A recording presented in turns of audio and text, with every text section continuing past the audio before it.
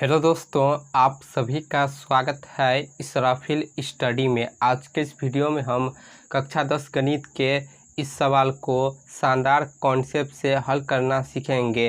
ये क्वेश्चन आपके board exam के लिए बहुत ही महत्वपूर्ण है। इस टॉपिक पर हर एक साल बोर्ड एग्ज़ाम में सवाल पूछा जाता है। तो यहाँ पर सवाल है, पी के किन मानों के लिए निम्न समीकरणों के युग्म का एक अद्वितीय हल है। तो यहाँ पर हमें दो समीकरण दिया है। पहला समीकरण है 4x + py + 8 = 0। ठीक, ये समीकरण 1 है। और दूसरा समीकरण है 2x + 2y + 2 = 0। तो यहाँ से हमें p का मान निकालना है। जहाँ हमें ये भी दिया है कि ये जो समीकरण का युग्म है, इसका जो हल है एक अद्वितीय हल है। तो यहाँ पर लिख लेते हैं, चूंकि अद्वितीय हल है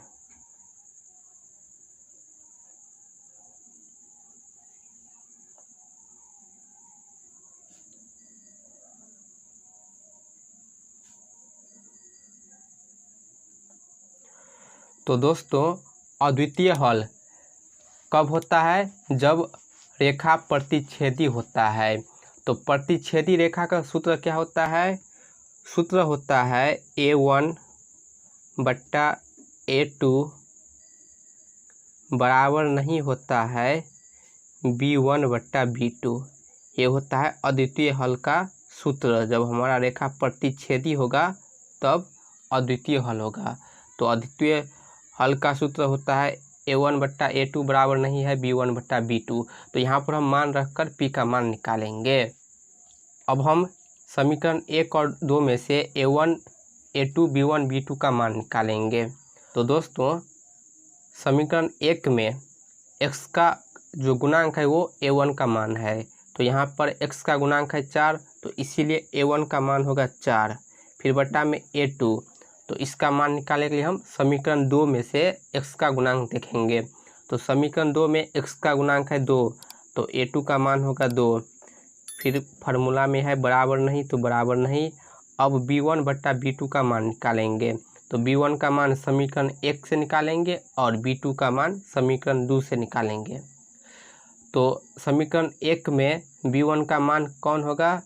जो y का गुणांक है। तो यहाँ पर y का गुणांक है P। गुणांक का मतलब होता है कि जो संख्या उसके साथ में गुणना है ना, वही हमारा गुणांक होगा। तो यहाँ पर y का गुणांक p है, क्योंकि p के साथ y गुना हुआ है। तो ये हो गया B1। अब B2 का मान निकालेंगे, तो इसके लिए हम समीकरण 2 में देखेंगे y का गुणांक। तो यहाँ पर समीकरण 2 में y का गुणांक है 2, तो इसीलिए B2 का मान होगा 2। अब इसे हम सरल कर p का मान निकालेंगे।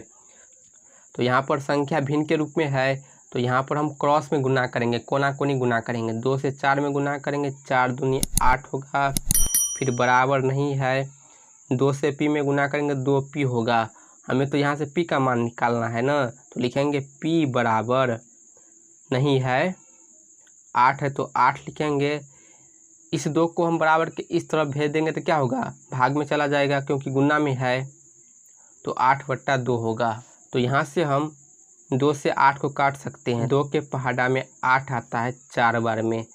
तो p का मान दोस्तों है p बराबर नहीं 4। तो यही होगा दोस्तों हमारा आंसर। p का मान निकल कर आ गया, p बराबर 4 नहीं है।